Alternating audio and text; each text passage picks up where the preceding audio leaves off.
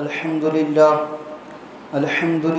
کفا وسلام علی عبادہ الذین اصطفى اما بعد قال اللہ تبارک وتعالی فی کلامہ المجید والفرقان الحمید بعد اعوذ باللہ من الشیطان الرجیم بسم اللہ الرحمن الرحیم اعملوا آل داود شکرا وقلیل من عبادی الشکور وقال تعالی فی مقام آخر ولا تجدوا اکثرهم شاکرین عن ابی ہریرہ رضی اللہ تعالی عنہ عن النبی صلی اللہ تعالی علیہ وسلم انہ قال الطائم الشاکر بمنزلة الصائم الصابر رواہ ابن ماجہ او کما قال علیہ الصلاۃ والسلام اللہم صلی علی سیدنا محمد وعلی آل سیدنا محمد بارک وسلم اللہم صلی علی سیدنا محمد وعلی آل سیدنا محمد بارک وسلم اللہم صلی علی سیدنا محمد وعلی آل سیدنا محمد بارک وسلم۔ معزز سامعین کرام، ملت اسلامیہ کے عزیز نوجوانوں، بزرگان ملت، اللہ جل جلالہ منوالہ نے حضرت انسان کو انگنت نعمتوں سے نواز رکھا ہے۔ اتنی زیادہ نعمتیں ہیں کہ ہم چاہیں بھی تو گن نہیں سکتے۔ وَإِن تَعُدُّوا نِعْمَتَ اللَّهِ لَا تُحْصُوهَا، قرآن عظیم الشان میں اللہ تبارک و تعالیٰ ارشاد فرما رہے ہیں کہ اگر تم اللہ کی نعمتوں کو شمار بھی کرنا چاہو، گننا بھی چاہو تو گن نہیں سکتے۔ اللہ تبارک و تعالیٰ نے ہمیں آنکھیں دی، اگر نہ دیتے تو ہم اندھے ہوتے، گویائی دی اگر نہ دیتے تو ہم گونگے ہوتے، سماعت دی اگر نہ دیتے تو ہم بہرے ہوتے، اچھا لباس دیا نہ دیتے تو ہم ننگے ہوتے، صاحب اولاد بنایا، اولاد عطا کی، اگر اولاد نہ ملتی تو ہم لا ولد ہوتے۔ یہ جو عزتوں بھری زندگی گزارے ہم پھر رہے ہیں، یہ اسی مولا کی دین ہے۔ جب اتنی ساری نعمتیں اللہ تبارک و تعالیٰ نے حضرت انسان کو دے رکھی ہے تو اس انسان کو بھی چاہیے کہ وہ اللہ تبارک و تعالیٰ کی نعمتوں پر اللہ کا شکر ادا کرے۔ اور ایسا کم ہوتا ہے، اس کمی کو اور نعمت کے مل جانے کے بعد شکر نہ ادا کرنے کے جذبے کو قرآن عظیم الشان میں اللہ تبارک و تعالیٰ ارشاد فرما رہے ہیں، اعملوا آل داود شکرا وقلیل من عبادی الشکور، اے آل داود اللہ کا شکر ادا کرتے رہا کرو، میرے بہت تھوڑے بندے ہیں جو میرا شکر ادا کرتے ہیں۔ شکر ادا کرنا نہایت ضروری ہے، اس لیے بھی کہ جو نعمتیں اللہ تبارک و تعالیٰ کی ہر آن ہم پر نچھاور ہو رہی ہے، ان نعمتوں کے باقی رہنے کا دار و مدار شکر ادا کرنے پر ہے، اور ناشکری پر نعمتیں چھن جایا کرتی ہیں۔ اسی کو اللہ جل جلالہ عما نوالہ قرآن عظیم الشان میں ارشاد فرما رہے ہیں، لئن شکرتم لازیدنکم ولئن کفرتم ان عذابی لشدید، تم اگر شکر ادا کرو گے تو میری نعمتوں میں اضافہ ہوگا، میں اور دوں گا، اور اگر ناشکری کرو گے تو جان لو کہ اللہ کی پکڑ بڑی خطرناک ہے۔ اسی کو ابن عطا اسکندری رحمۃ اللہ علیہ جو مصر کے رہنے والے ہیں، حضرت پیر ذوالفقار نقشبندی دامت برکاتہ ان کے بارے میں فرما رہے ہیں کہ وہ ہمارے زمانے کے لقمان حکیم ہوں گے۔ بہت ساری حکمت بھری باتیں انہوں نے بیان کی ہیں، اور کتابی شکل میں الحکم نامی ان کی کتاب ہے جس میں بہت ساری حکمت بھری باتیں لکھی ہوئی ہیں۔ اس میں حضرت تحریر فرماتے ہیں من لم یشکر النعم فقد تعرض لزوالها، جو بندہ اللہ تبارک و تعالیٰ کی دی ہوئی نعمتوں پر اللہ کا شکر ادا نہیں کرتا، وہ اللہ تبارک و تعالیٰ کے پاس نعمتوں کو واپس کرنے کے لیے بھیج دیتا ہے کہ مجھے نہیں چاہیے، کیونکہ وہ شکر ادا نہیں کر رہا ہے۔ ومن شکرها فقد قید بعقالها، اور جو شکر ادا کرتا ہے، شکر کرنے کا جس کا مزاج بن جاتا ہے، تو وہ نعمتوں کو اپنے پاس قید کر کے رکھتا ہے، رکا کے رکھتا ہے، کھوٹے سے باندھ کے رکھتا ہے۔ جیسے ایک جانور، اگر آپ اس کو چھوڑ دو تو وہ کہیں بھی چرتا پھرے گا، لیکن اگر اس کو آپ اپنے کسی کھوٹے سے باندھ دو تو وہ آپ ہی کے پاس رہے گا، کہیں جائے گا نہیں۔ ایسے ہی نعمتوں پر شکر ادا کرنے سے نعمتیں بندی رہتی ہے، آدمی کے پاس رکی رہتی ہے، لیکن اگر وہ ناشکری کرتا ہے تو نعمتیں چلی جاتی ہے، زائل ہو جاتی ہے۔ اور انسان کا مزاج ہے کہ جب تک نعمتیں اس کے پاس موجود ہے وہ قدر نہیں کرتا، لیکن جب نعمتیں زائل ہو جاتی ہے، چھن جاتی ہے، تب یہ افسوس کرتا ہے کہ کاش نعمتوں کے رہتے میں قدر کر پاتا۔ تو حضرت پیر ذوالفقار نقشبندی فرما رہے ہیں کہ نعمتوں کی قدر کے لیے نعمتوں کے زوال کا انتظار مت کرو، نعمتوں کی موجودگی میں اس کی قدر کرنا سیکھو۔ اور قدر سب سے بڑی یہ ہے کہ آدمی شکر ادا کرے، شاکر بندہ بن کر رہے، شکر گزاری کا مزاج اپنے اندر پیدا کرے۔ اسی کو اکابر اللہ والے فرماتے ہیں، الشکر قید الموجود وصید المفقود، شکر ادا کرنا موجود نعمتوں کو قید کرنے والی چیز ہے، اور جو نعمتیں اب تک بندے کو ملی نہیں ہیں، نصیب نہیں ہوئی ہے، ان نعمتوں کو شکار کرنے والی چیز ہے شکر گزاری۔ آپ اگر شکر گزاری کریں گے تو جو نعمتیں آپ کو اللہ نے دے رکھی ہے وہ باقی رہے گی، اور جو نعمتیں اب تک ملی نہیں ہیں وہ بھی اللہ تبارک و تعالیٰ اپنے فضل سے عطا کر دیں گے، کیونکہ آپ شکر ادا کر رہے ہیں، آپ کے اندر شکر کا مزاج آ چکا ہے۔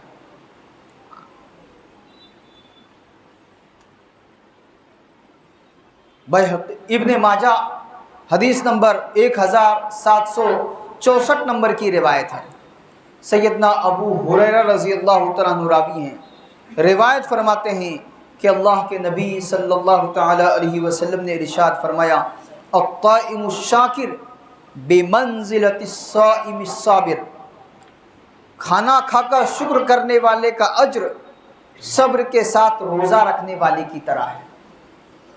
دیکھو کتنی بڑی چیز، کتنی بڑی فضیلت کہ ایک بندہ جسے نعمتیں مل رہی ہے اور ان نعمتوں پر شکر ادا کر رہا ہے تو اس کو ثواب ایسا مل رہا ہے جیسے کوئی روزے دار کو ملتا ہے۔ ایک کٹھن عبادت کے پورا کرنے پر ایک آدمی صبح سے لے کر شام تک بھوکا پیاسا ہے، اللہ کی رضا کے لیے اس نے روزہ رکھا ہوا ہے، بھوک اور پیاس کو برداشت کر رہا ہے، اس برداشت پر جو اس کو ثواب ملتا ہے وہی ثواب کھانا کھا کر شکر ادا کرنے والے کو ملتا ہے۔ نعمت کی لذت بھی مل رہی ہے اور ثواب بھی مل رہا ہے، ڈبل فائدہ۔ آپ نعمت سے لطف اندوز بھی ہو رہے ہیں، فائدہ بھی اٹھا رہے ہیں، اور شکر ادا کرنے کی وجہ سے الٹا آپ کو روزہ رکھنے والی کی طرح ثواب مل رہا ہے۔ اس لیے اپنے اندر شکر کا مزاج پیدا کرنا چاہیے، شاکر بندہ بن کر زندگی گزارنی چاہیے۔ اور سکے کا دوسرا پہلو، زندگی کا دوسرا رخ، کہ ہر آن ہر وقت بندے کو نعمتیں ہی مل رہی ہے اور وہ کسی کٹھنائی، کسی الجھن، کسی مصیبت میں گرفتار نہیں ہو رہا ہے، ایسے نہیں ہوتا۔ یہ دنیا مصائب کا گھر ہے، یہاں مصیبتیں آتی جاتی رہے گی۔ وہ تو جب جنت میں بندہ جائے گا تو وہ پہنچ کر یہ تسبیح کرے گا کہ تمام تعریفیں اس پروردگار کے لیے جس نے مصیبت کو، غم کو، تکلیف کو مجھ سے دور کر دیا. یہ جنت میں جا کے ہوگا. دنیا مسائلستان ہے یا مسئلے آتے جاتے رہیں گے. لیکن کمال درجے کا بندہ وہ ہے جو نعمتیں ملنے پر شکر ادا کرتا ہے، اور اگر کسی وجہ سے کوئی الجھن، کوئی پریشانی ہو رہی ہے، کسی نعمت سے محرومی ہو رہی ہے تو صبر کرتا ہے. حضرت فرمانے بے صبری سے ہوتا کیا ہے؟ صبر پر ملنے والا اجر ضائع ہو جاتا ہے. مصیبت تو نہیں ٹلا کرتی نا. جو مصیبت آئی بھی ہے وہ ٹلے گی بے صبری کرنے سے؟ وہ ٹلنے والی نہیں ہے. لیکن اگر آپ صبر کر لیتے تو آپ کو ایک بہت بڑا ثواب ملتا. اس ثواب کو کھو دیا بے صبری کر کے. حضرت مولانا مفتی خالد سیف اللہ رحمانی مثال دے کر سمجھا رہے ہیں کہ حضرت انسان کو دنیاوی زندگی میں اپنی ہر چیز کے لیے صبر کرنا پڑتا ہے، تب جا کے وہ ثمرہ حاصل کر پاتا ہے، نتیجہ حاصل کر پاتا ہے. ایک پودا، کسی پھل کا ایک پودا بندے نے لگایا. اب بتائیے کیا وہ پودا لگاتے ہی پھل پائے گا؟ فوراً اس کو پھل مل جائے گا؟ انتھک محنت اس کے پیچھے وہ کرتا ہے، کھاد ڈالتا ہے، پانی ڈالتا ہے، اس کی دیکھ بھال کرتا ہے، سڑن سے، کیڑا لگنے سے اس کو بچانے کی کوشش کرتا ہے، دوائی کا استعمال کرتا ہے. بہت زیادہ محنت کے بعد، صبر کے بعد، چند سال گزرنے کے بعد وہ تناور درخت بن جاتا ہے، پھر اس سے پھل ملتے ہیں. لیکن اگر یہی بندہ پہلے یہ کوشش کرے کہ جس بیج کو میں نے بویا ہے میں دیکھوں کھود کے کہ یہ کتنا بڑا ہوا ہے، کیا وہ درخت پائے گا؟ وہ اس درخت سے وہ پھل پائے گا؟ نہیں پا سکتا. الٹا وہ ضائع ہو جائے گا. وہ بیج جو بویا گیا ہے برباد ہو جائے گا وہ بیج. آپ کا بچہ پیدائش کے بعد کتنے مرحلوں سے گزار کر آپ اس کو اس منزل تک پہنچاتے ہیں جہاں آپ کو پہنچانا ہوتا ہے. پال پوس کے اس کو چھوٹا سے بڑا کر کے اس کی ہر ضرورت کو پورا کر کے ایجوکیشن کا سارا خرچ برداشت کر کے ہر چیز کو کر کے آپ اس منزل تک پہنچاتے ہیں جہاں اس کو پہنچانا ہوتا ہے. اور یہ ساری چیزیں صبر کے ساتھ ہوتی ہیں. بے صبری کرنے سے نہیں ملے گی، صبر کرنا پڑے گا. اور صبر کرنے سے آدمی کو نتیجہ ملتا ہے، اور ایک ایسا جس کو کہا گیا کہ صبر کا پھل میٹھا ہوتا ہے. تو یہ مٹھاس کب ملے گی؟ جب آدمی صبر کرے گا. صبر کرنے سے وہ مٹھاس ملے گی جو اس کو ملنے والی ہے. اور بے صبری سے آدمی اس پھل کو بھی گوا بیٹھے گا اور اس صبر پر ملنے والے اجر کو بھی گوا بیٹھے گا. حضرت پیر ذوالفقار نقشبندی دامت برکاتہم فرما رہے ہیں اگر غور کریں تو ہماری زندگی میں آسانیاں زیادہ ہیں، مشکلات تھوڑی ہیں. صحت زیادہ ہے، بیماری تھوڑی ہے. خوشی زیادہ ہے، غم تھوڑے ہیں. پیٹ بھرے کی حالت زیادہ ہے، بھوک کی حالت تھوڑی ہے. اس سے معلوم ہوا کہ نعمتیں زیادہ ہیں، غم اور پریشانیاں تھوڑی ہیں. تو جو چیزیں زیادہ ہیں اس پر فوکس کر کے شکر ادا کرنا چاہیے، اور جو چیزیں تھوڑی ہو رہی ہے اس پر صبر کرنا چاہیے. اور اس پر بھی اللہ تبارک و تعالیٰ نے تسلی دی ہے. عربی کا ایک شاعر کہتا ہے اذا تشدد بک البلوى ففکر فی الم نشرح العسر بین یسرین اذا فکرتہ فافرح. جب تجھے کوئی پریشانی گھیر لے تو سورہ الم نشرح میں غور کر. جب تو اس میں غور کرے گا تو تجھے معلوم ہوگا کہ اللہ تبارک و تعالیٰ نے دو آسانیوں کے بیچ میں ایک تکلیف رکھی ہے.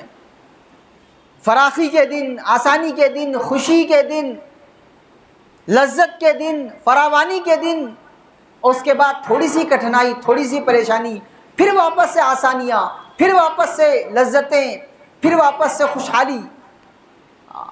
جب اس میں تو غور کرے گا تو خوش ہو جائے گا. تو ہم کو جو اللہ تبارک و تعالیٰ کی جانب سے نعمتیں ملتی ہیں وہ زیادہ ہوتی ہے، اور جو پریشانیاں ہمارے نصیب میں ہمارے حصے میں آتی ہیں وہ تھوڑی ہوتی ہیں، اور انہی تھوڑی پریشانیوں پر آدمی آپے سے باہر ہو جاتا ہے اور ان تمام اللہ کی نعمتوں کو بھلا بیٹھتا ہے جو اللہ نے اسے دے رکھی ہے۔ اور نعوذ باللہ ایسے ایسے جملے اپنی زبان سے نکالتا ہے کہ وہ ان تمام نعمتوں پر جو اللہ نے اس پر نچھاور کر رکھی تھی اس پر پانی پھیر دیتا ہے، کسی ایک تکلیف کے آ جانے سے، کسی ایک مصیبت کے پہنچنے سے بھلا بیٹھتا ہے ان تمام نعمتوں کو جو اللہ نے اس پر نچھاور کر رکھی تھی۔ ایک عارف باللہ اللہ والے فارسی میں ان کا شعر ہے، لطف سجن دم بدن قہر سجن گاہ بگاہ، کہ اس محبوب کا لطف اللہ کا کرم ہر وقت ہے اور اس کا خفا ہونا ناراض ہونا کبھی کبھی ہے۔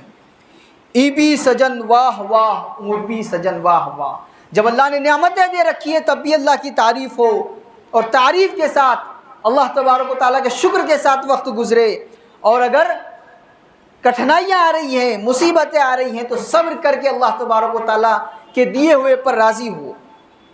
اور یہ مزاج حضرات صحابہ رضی اللہ عنہم اجمعین کا تھا،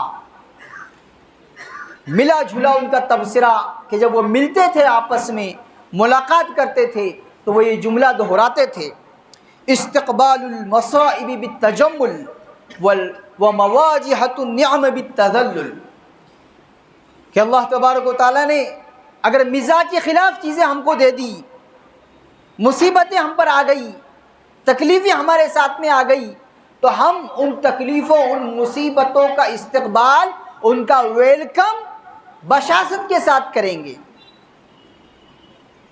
خوشی کے ساتھ کریں گے، غمزدہ نہیں ہوں گے، خفا نہیں ہوں گے، ناراض نہیں ہوں گے،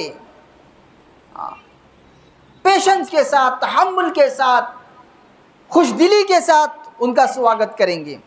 وہ مواجہۃ النعم بالتذلل، اور جب اللہ کی نعمتیں ہم پر نچھاور ہوتی ہوگی، جب اللہ کی نعمتوں کو ہم استعمال کرتے ہوں گے تو بہت عاجز بن کر، بہت انکساری کے ساتھ ان نعمتوں کو ہم لیں گے، ان کو استعمال کریں گے، اور ہمارا مزاج اس کے برخلاف، جب نعمتیں ملتی ہیں، دنیا کھلتی ہے، فراوانی کے دن آتے ہیں تو آدمی اکڑنے لگتا ہے، اس کے پیرامے میں، اس کے بات چیت میں، اس کے رنگ ڈھنگ میں تبدیلی آ جاتی ہے، اور جب مصیبت کے دن آتے ہیں تو وہ بھیگی بلی بن جاتا ہے۔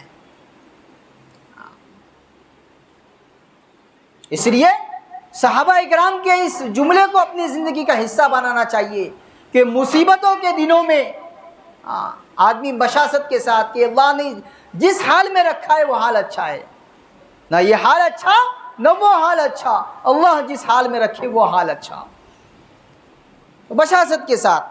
اور جہاں نعمتیں نچھاور ہو رہی ہو، دنیا کی فراوانی مل رہی ہو، وہاں تذلل آنا چاہیے، انکساری آنی چاہیے، عجز آنا چاہیے کہ میں تو لائق نہیں تھا، اللہ نے مجھ کو نواز دیا، تیرے کرم کا سزاوار تو نہیں حضرت، اب آگے تیری خوشی ہے جو سرفراز کرے، یہ مزاج ہونا چاہیے۔ تو صبر و شکر زندگی کے دو پہلو ہیں، نعمتیں ملنے پر شکر ادا کرنا ہے، اللہ کی تعریف کرنی ہے، الحمدللہ کہنا ہے، اور کٹھنائیوں پر مصیبتوں پر صبر کرنا ہے۔ اللہ تبارک و تعالیٰ ان دونوں صفتوں کے ساتھ ہمیں متصف فرمائے اور ان دونوں صفتوں کو اپنی زندگی میں آراستہ کرنے کی توفیق عطا فرمائے۔ وآخر دعوانا الحمدللہ رب العالمین والصلاة والسلام علی سید الانبیاء والمرسلین صلی اللہ تعالی علیہ وسلم۔